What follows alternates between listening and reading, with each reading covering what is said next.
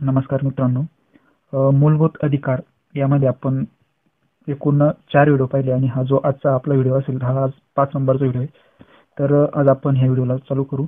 यामध्ये आपण आता इथून मागे जे 4 व्हिडिओ झाले त्यामध्ये आपण जे भाग 3 आहे राज्यघटनेतला भाग 3 याच्यामधले जे 12 ते 35 मध्ये आपल्याला माहिती मूलभूत अधिकार दिलेले आहेत.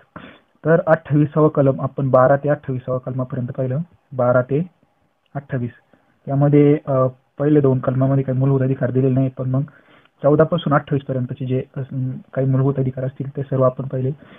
आता हा आपला 5वा भाग आहे आणि यामध्ये आपण 3 मूलभूत अधिकार किंवा 3 कलम पाहणार आहे. ते एक म्हणजे सांस्कृतिक आणि शैक्षणिक हक्क जो कलम 29 आणि कलम 30 मध्ये दिला आहे. आणि दुसरा आणि अति महत्त्वाचा म्हणजे अशी एकही परीक्षा नसेल तर ज्यामध्ये हा अधिकार किंवा हे कलम विचारलं जात नसेल, तर तो म्हणजे कलम 32 नुसार आपल्या सर्वांना मिळालेला भारतीय नागरिकांना मिळालेला घटनात्मक उपाययोजनेचा हक्क. तर याचा पण आपण अभ्यास करणार आहोत. तर आपण आजच्या व्हिडिओला सुरुवात करू.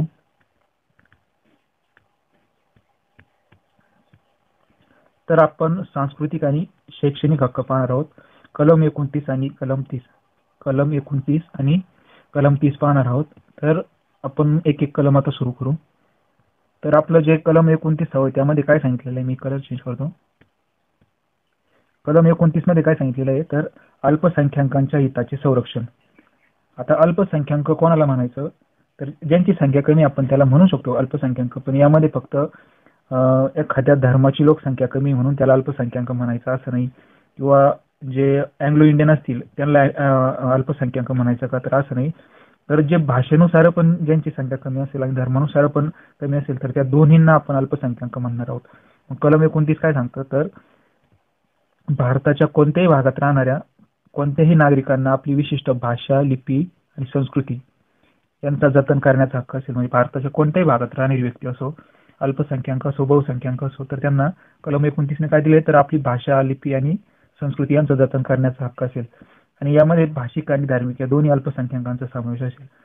सर्वोच्च न्यायालयानं काय सांगितलंय, तर भाषा जतन करणे यामध्ये भाषेच्या संरक्षणासाठी आंदोलन करणे याचा देखील समावेश होतो.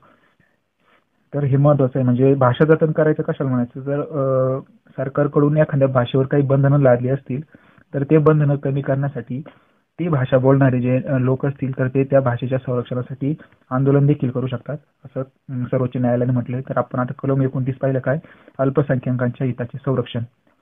नंतर आपण कलम 30 पाहू. तर कलम 30 मध्ये काय सांगितलेलं आहे, शैक्षणिक संस्थांविषयी अल्पसंख्याकांचा हक्क हे कलम 30 मध्ये दिले आहे. तर यामध्ये तरतुदी काय आहे, तर हा सुद्धा अधिकार जो आहे शैक्षणिक संस्था स्थापन करण्याचा जो अल्पसंख्याकांचा हक्क असेल, तर त्यामध्ये दोन्ही अल्पसंख्याक धार्मिक आणि भाषिक या दोन्हींचा समावेश होतो.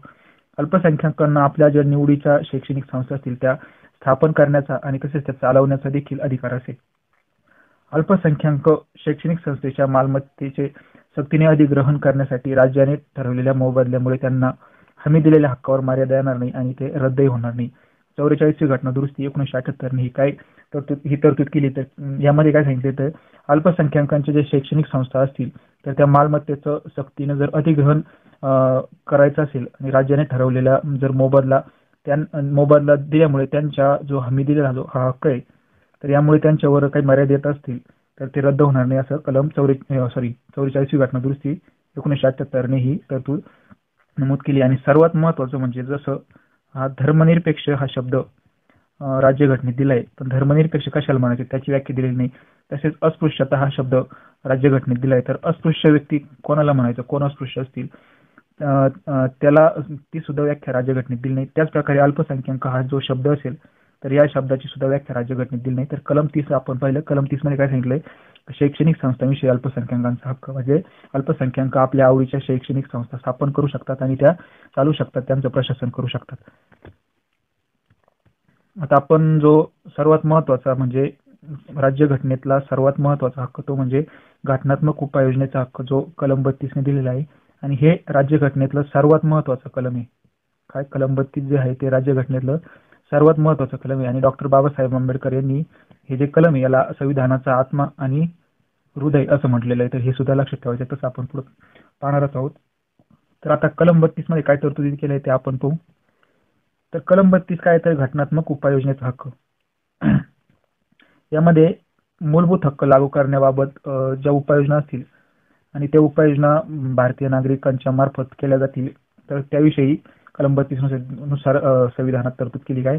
मूलभूत हक्क लागू करण्याबाबतच्या ज्या उपाययोजना आहेत तर त्या उपाययोजनांचे हक्क कलम 32 मध्ये दिले.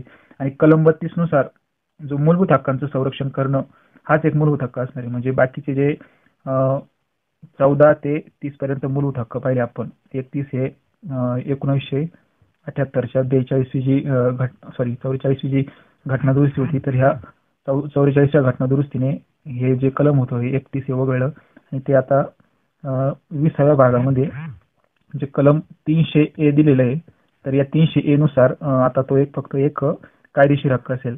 जो मालमत्तेचा हक्क होता कलम 31, तर तो मालमत्तेचा हक्क आता फक्त म्हणजे संविधानिक हक्क नाही, तर तो एक आता कायदेशीर हक्क असेल. तो आता मूलभूत अधिकार नसेल तर एक कायदेशीर अधिकार असेल. तर त्यामुळे आता म्हणजे 14 पासून 30 पर्यंतचे मूलभूत अधिकार आपण पाहिले, 31चा आता मूलभूत अधिकार नाहीये. तर हे सर्व या ज्या मूलभूत अधिकारांचं संरक्षण करणं हाच एक मूलभूत हक्क आहे असं कलम 32 नुसार आपण म्हणू शकतो. त्यानंतर डॉक्टर बाबासाहेब आंबेडकर यांनी कलम 32 विषयी काय विधान केली तर ते आता आपण पाहू.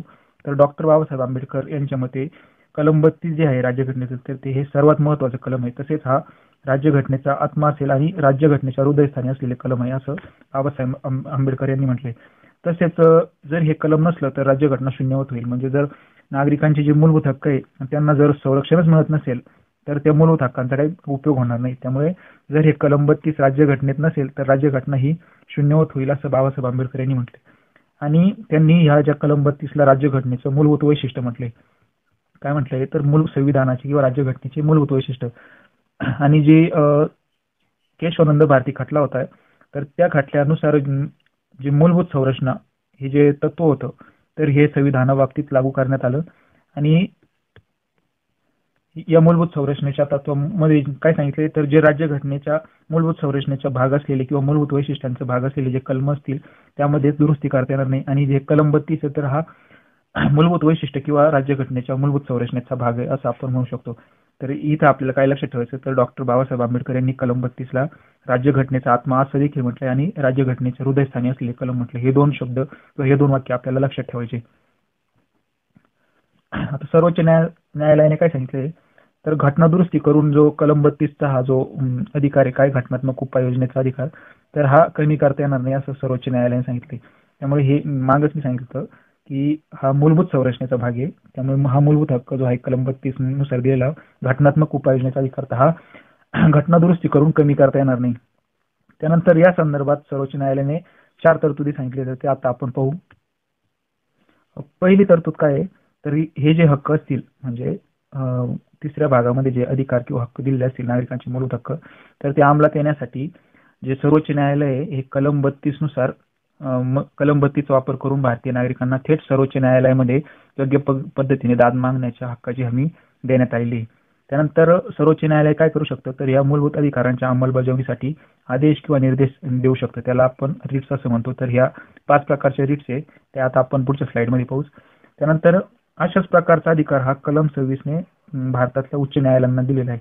जसं सर्वोच्च न्यायालयाला कलम 32 नुसार दिलेला आहे तर हाच अधिकार कलम 226ने भारतातल्या उच्च न्यायालयांना देण्यात आलेला आहे.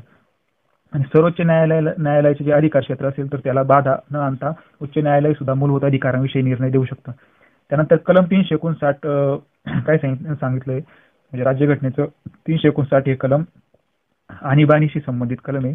तर यामध्ये काय सांगितले तर राष्ट्रीय आणीबाणी ज्यावेळेस देशामध्ये लागू असेल तर या राष्ट्रीय आणीबाणीच्या काळामध्ये जो कलम 32ने हा घटनात्मक उपाययोजनेचा अधिकार दिलेला आहे तर राष्ट्रपती या कलम 359चा वापर करून हा घटनात्मक उपाययोजनेचा जो अधिकार आहे तर तो निलंबित करू शकतो. हे देखील इथं महत्वाचं आहे. म्हणून आपण असं म्हणू शकतो की सर्वोच्च न्यायालयाकडून मूलभूत हक्कांना हमी आणि संरक्षण मिळतं. तसेच सर्वोच्च न्यायालयाला मूलभूत किंवा प्रारंभिक आणि व्यापक अधिकार प्राप्त झाले. या कलम 32 नुसार मूलभूत हक्कांशी संबंधित जे काही न्यायनिवाडे असतील तर त्या बाबतीत सर्वोच्च न्यायालयाला मूलभूत किंवा प्रारंभिक म्हणजे आपण थेट सर्वोच्च न्यायालयामध्ये याविषयी दाद मागण्यासाठी जाऊ शकतो. कारण प्रारंभिक म्हणजे कशाला म्हणायचं तर पीडित व्यक्ती थेट सर्वोच्च न्यायालयात जाऊ शकते.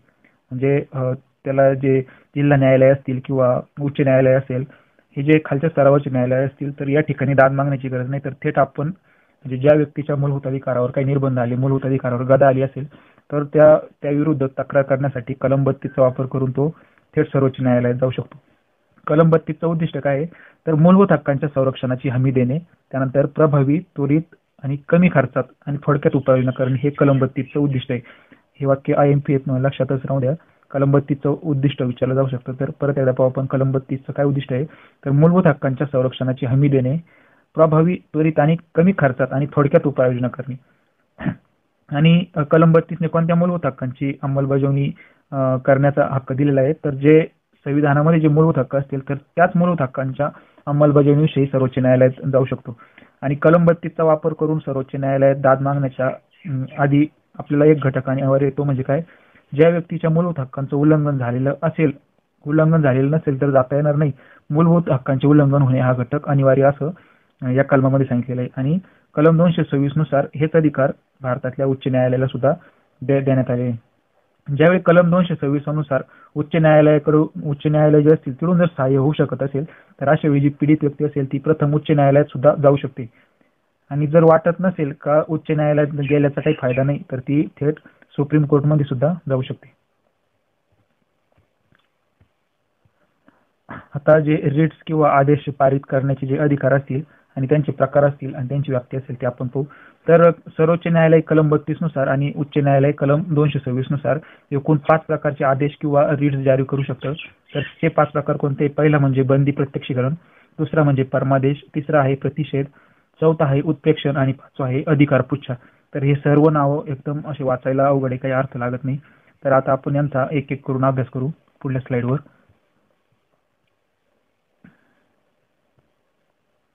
आता आपण बंदी प्रत्यक्षीकरण म्हणजे काय ते पाहू. तर याचा शब्दशः अर्थ होतो शरीर ताब्यात घेणे. आता बंदी प्रत्यक्षीकरण हे लक्षात राहत नसेल तर इंग्लिश मधलं आपल्याला नाव जास्त थोडं सोपं वाटतं, ते म्हणजे हेबियस कॉर्पस. काय, तर हेबियस कॉर्पस तुम्ही वेगवेगळ्या पिक्चरमध्ये सुद्धा हे नाव ऐकलं असेल, हेबियस कॉर्पस. दृश्यममध्ये हे वाक्य ऐकलंच असेल तुम्ही, हेबियस कॉर्पस म्हणजे काय. तर हेबियस कॉर्पस त्यालाच मराठीत बंदी प्रत्यक्षीकरण असं म्हटलं जातं आणि त्याचा शब्दशः अर्थ होतो शरीर ताब्यात घेणे. आता याचा आपण आता सखोल अभ्यास करू. समजा एखाद्या व्यक्तीने दुसऱ्या व्यक्तीला स्थानबद्ध केले असेल तर त्याला न्यायालयात प्रत्यक्ष उपस्थित करा असा न्यायालयाने स्थानबद्ध करणाऱ्या व्यक्तीला दिलेला आदेश म्हणजे बंदी प्रत्यक्षीकरण. म्हणजे समजा एखाद्या व्यक्तीला पोलिसांनी अटक केली असेल आणि ती अटक जर घटनाबाह्य असेल आणि त्या व्यक्तीच्या नातेवाईकांनी कोर्टात जर हेबियस कॉर्पसच्या अंडर खाली केस जर दाखल केली तर कोर्ट जी स्थानबद्ध करणारी व्यक्ती असेल, म्हणजे या ठिकाणी स्थानबद्ध करणारे असेल पोलीस असेल, तर कोर्ट पोलिसांना आदेश देऊ शकतं का त्या व्यक्तीला लवकरात लवकर कोर्टात हजर करा किंवा त्या व्यक्तीला उपस्थित करा असं. त्यानंतर त्या व्यक्तीला स्थानबद्ध केलेली जी व्यक्ती असेल, म्हणजे जिला स्थानबद्ध केलं असेल तर तिला ज्यावेळेस न्यायालयात उपस्थित केलं असेल तर त्यावेळेस न्यायालय स्थानबद्धतेची कारणे आणि वैधता यांचं परीक्षण करते. आणि जर स्थानबद्धता अवैध आढळली, म्हणजे अवैधरित्या त्या व्यक्तीला जर अटक केली असेल तर त्याला मुक्त करण्याचा आदेश न्यायालय पण देतं. आणि व्यक्तिगत स्वातंत्र्यासाठी मनमानी स्थानबद्धतेविरुद्ध मोठे संरक्षण, म्हणजे जर तुम्हाला कोणी फसवण्यासाठी मुद्दाम होऊन जर एखाद्या व्यक्तीला अटक केली असेल, स्थानबद्ध केली असेल तर ती हा मनमानी कारभार झाला. तर या मनमानी कारभाराविरुद्ध किंवा मनमानी स्थानबद्धतेविरुद्ध हे जे बंदी प्रत्यक्षीकरण किंवा हेबियस कॉर्पस नुसार याच्यातून त्या व्यक्तींना संरक्षण प्राप्त होतं. त्यानंतर शासकीय अधिकारी आणि खाजगी व्यक्तीविरुद्ध सुद्धा हा अधिकार वापरला जातो. म्हणजे पोलीस तर हे शासकीय झालेच, पण एखादा खाजगी व्यक्ती असेल आणि त्यांनी जर एखाद्या व्यक्तीला असं किडनॅप केलं असेल असं वाटतं किंवा त्याला स्थानबद्ध कुठे लपून ठेवलं असेल तर न्यायालय असं त्या संशयित व्यक्तीवर त्याला हा आदेश देऊ शकतो. हेबियस कॉर्पस अंतर्गत त्याला न्यायालयात उपस्थित करा. त्यानंतर हा आदेश कधी दिला जात नाही तर जर स्थानबद्धता वैध असेल किंवा स्थानबद्धता ही कायदेमंडळाच्या किंवा न्यायालयाच्या अवमानासंबंधी असेल किंवा एखाद्या न्यायालयाने स्थानबद्ध त्या व्यक्तीला न्यायालयाने स्थानबद्ध करायला जर सांगितलं असेल तर त्यावेळेस हा आदेश दिला जात नाही. आणि जर ती स्थानबद्धता न्यायालयाच्या अधिकार क्षेत्राबाहेर असेल तर सुद्धा त्यावेळेस सुद्धा न्यायालय अधिक देऊ शकत नाही आणि हा अधिकार फक्त पीडित व्यक्तीच मागू शकते. आता आपण पुढला जे रीट आहे ते पाहू. पुढला आहे आपला परमादेश. त्यालाच मॅन्डमस असं म्हटलं जातं, रीट ऑफ मॅन्डमस. आणि याचा शब्दशः अर्थ होतो आम्ही आज्ञा देतो. काय परमादेशचा किंवा मॅन्डमसचा अर्थ काय होतो, आम्ही आज्ञा देतो. जर एखादा शासकीय अधिकारी असेल तर तो आपलं काम किंवा कर्तव्य काम करण्यात जर चुकत असेल किंवा एखादं ते काम त्याचं आहे पण त्या काम करायला नकार देत असेल तर त्यावेळेस न्यायालय अशा अधिकाऱ्याला त्याला ते काम करण्याचा आदेश देऊ शकते, त्याचं कर्तव्य पार पाडण्याचा आदेश देऊ शकते, म्हणूनच याला परमादेश असं म्हटलं जातं.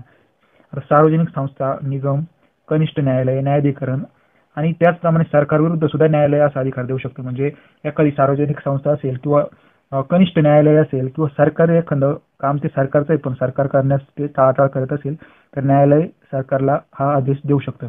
आणि हा आदेश कधी दिला जात नाही तर खाजगी व्यक्ती आणि खाजगी संस्थांविरुद्ध हा आदेश दिला जात नाही. तसेच जर एखादं काम हे बंधनकारक नसून विवेकाधिकारवर अवलंबून असेल तर त्यावेळेस सुद्धा हा आदेश दिला जात नाही. सर्वात महत्त्वाचं म्हणजे राष्ट्रपती आणि राज्यपाल जर त्यांचं काम करत नसेल तर त्यांच्या विरुद्ध सुद्धा हा आदेश दिला जात नाही. आणि उच्च न्यायालयाचे जे मुख्य न्यायाधीश असतील म्हणजे भारताचे सरन्यायाधीशच झालं तर त्यांच्या विरुद्ध सुद्धा हा आदेश दिला जात नाही. आणि हा अधिकार सुद्धा फक्त म्हणजे हा आदेश सुद्धा फक्त पीडित व्यक्तीच मागू शकते. जसं हेबियस कॉर्पस होतं पहिलं आपण पाहिलं तर ते सुद्धा पीडित व्यक्तीच मागू शकते आणि परमादेश सुद्धा पीडित व्यक्तीच मागू शकते. पुढला आहे प्रतिषेध. प्रतिषेधला इंग्लिशमध्ये प्रोहिबिशन असं म्हटलं जातं आणि याचा शब्दशः अर्थ होतो बंदी घालणे. एखादं कनिष्ठ न्यायालय जर आपल्या अधिकार क्षेत्राबाहेर जाऊन काम करत असेल तर त्याने तर तसं काम करू नये किंवा त्याचं अधिकार क्षेत्र त्याचं नाही म्हणून दुसऱ्याचं अधिकार क्षेत्र बळकवू नये म्हणून वरिष्ठ न्यायालय कनिष्ठ न्यायालयाला अशा प्रकारचा आदेश देतं. त्यालाच प्रोहिबिशन म्हटलं जातं, प्रतिषेध. परमादेश काय तर काहीतरी करण्यासाठीचा आदेश. म्हणजे एखादा व्यक्ती त्याचं काम कर्तव्य करण्यास टाळाटाळ करत असेल तर उच्च न्यायालय त्याला आदेश देतं की तू तुझं हे काम कर. आणि प्रतिषेध म्हणजे काहीतरी न करण्यासाठी म्हणजे ते त्याचं काम नाही पण ते करू राहिला तो व्यक्ती असेल किंवा ते न्यायालय असेल तर ते न्यायालयाने आपल्या अधिकार क्षेत्राला सोडू नये, आपल्या अधिकार क्षेत्राबाहेर जाऊन काम करू नये म्हणून जे वरिष्ठ न्यायालय असेल ते कनिष्ठ न्यायालयाला ते काम न करण्याचा आदेश देतं. आणि हा अधिकार फक्त न्यायिक आणि अर्धन्यायिक अधिकारी यांच्या विरुद्ध दिला जातो. जो प्रोहिबिशन जो रीट आहे किंवा प्रतिषेध नावाचा जो आदेश आहे तर तो हा न्यायिक किंवा अर्धन्यायिक अधिकाऱ्यांविरुद्ध दिला जातो. आणि हा कधी दिला जात नाही तर प्रशासकीय व्यक्ती, कायदेमंडळ, खाजगी व्यक्ती किंवा संस्था. आता न्यायमंडळाशी संबंधित हा अधिकार असल्यामुळे प्रशासकीय व्यक्ती, कायदेमंडळ आणि खाजगी व्यक्ती किंवा संस्था यांचा संबंधच येत नाही. आणि हा प्रतिबंधात्मक आदेश आहे म्हणजे काहीतरी न करण्यासाठीचा आदेश आहे त्यामुळे याला प्रतिबंधात्मक आदेश असं म्हटलं जातं. आणि हा अधिकार सुद्धा पीडित व्यक्तीच मागू शकते. आता आपण पुढला आदेश पाहू. पुढला आदेश आहे उत्प्रेक्षण. उत्प्रेक्षणला इंग्लिशमध्ये सर्शोररी असं म्हटलं जातं आणि त्याचा शब्दशः मराठीत अर्थ आहे प्रमाणित करावे किंवा माहिती द्यावी. कनिष्ठ न्यायालय जर एखादा खटला प्रलंबित असेल तर तो वरिष्ठ न्यायालयामध्ये वर्ग करण्यासाठीचा हा आदेश असेल. तसेच एखाद्या खटल्याचा म्हणजे कनिष्ठ न्यायालयाच्या एखाद्या खटल्याचा आदेश असेल तर तो रद्द करण्यासाठी सुद्धा हा आदेश असेल. आणि सर्वात महत्त्वाचं म्हणजे उत्प्रेक्षण हा फक्त वरिष्ठ न्यायालयाकडून कनिष्ठ न्यायालयालाच दिला जातो. हा आदेश कधी दिला जातो तर एखाद्या व्यक्तीने अतिरिक्त अधिकार क्षेत्रात तो काम करत असेल किंवा त्याचं अधिकार क्षेत्र नसेल आणि कायद्याची चूक ह्या ज्या 3 गोष्टी अतिरिक्त अधिकार क्षेत्र नसणे आणि कायद्याची चूक जर सर्वोच्च न्यायालयाला जर ह्या 3 बाबी आढळून आल्या तर या विरुद्ध वरिष्ठ न्यायालय कनिष्ठ न्यायालयाविरुद्ध हा आदेश देऊ शकतं. आणि हा आदेश प्रतिबंधात्मक पण आहे आणि उपाययोजना करणारा पण आहे. प्रतिबंधात्मक का तर समजा कनिष्ठ न्यायालय आपल्या अधिकार क्षेत्राबाहेर जाऊन काम करत असेल तर त्याला ते काम न करण्यास सांगतं म्हणून प्रतिबंधात्मक. आणि त्याच्यावर उपाययोजना करणारा म्हणजे काय तर तो जो खटला असेल तो वरिष्ठ न्यायालयात वर्ग केला जातो म्हणून याच्यावर उपाययोजना सुद्धा झाली म्हणून प्रतिबंधात्मक किंवा उपाययोजना करणारा आदेश असं म्हटलं जातं. आणि सर्वोच्च न्यायालयाच्या जो 1991 मध्ये सर्वोच्च न्यायालयाने काय सांगितलं तर हा जो उत्प्रेक्षण हा जो आदेश आहे हा प्रशासकीय अधिकाऱ्यांविरुद्ध सुद्धा दिला जाईल. म्हणजे जे मानचा जो आदेश होता काय प्रतिषेध तर हा जो प्रतिषेध हा प्रशासकीय अधिकाऱ्यांविरुद्ध दिला जात नव्हता पण उत्प्रेक्षण हा प्रशासकीय अधिकाऱ्यांविरुद्ध सुद्धा देता येतो. आणि हा कधी दिला जात नाही तर कायदेमंडळ आणि खाजगी व्यक्ती किंवा संस्था यांच्या विरुद्ध हा आदेश दिला जात नाही. आणि उत्प्रेक्षण हा सुद्धा फक्त पीडित व्यक्ती जी असेल तीच मागू शकते. आणि आपला शेवटचा जो आदेश आहे तो म्हणजे अधिकार पुच्छा. त्यालाच इंग्लिशमध्ये रिट ऑफ को वॉरंटो असं म्हटलं जातं. आणि मराठीत शब्दशः अर्थ जर घेतला तर त्याचा अर्थ होतो आपण हे कोणत्या अधिकारात करीत आहात. म्हणजे पूर्ण एक लाईनच तयार होती अधिकार पुच्छाची की आपण हे कोणत्या अधिकारात करीत आहात.